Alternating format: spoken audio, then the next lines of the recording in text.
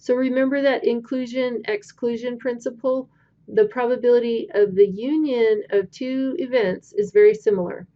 We looked at the cardinal number using this inclusion-exclusion principle, and here it is for finding the cardinal number, and here it is for finding the probability. Very, very similar.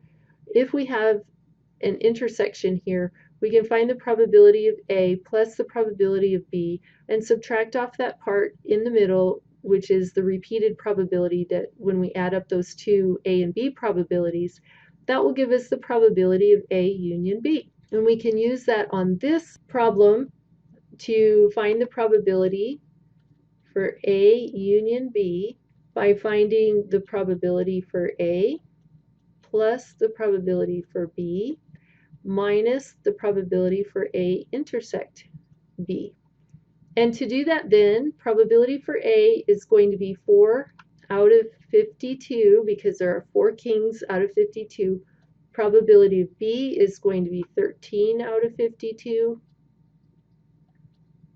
And the probability of the intersection was that 1 point there, so it'll be 1 out of 52.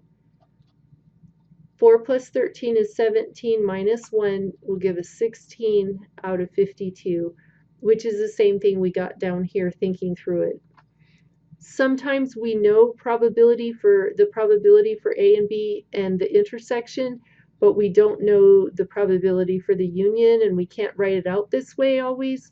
So this formula is pretty helpful, either for just the inclusion-exclusion principle or as the addition rule for probability. These are very, very similar. Here we're finding the cardinal number of the union. Here we're finding the probability of the union.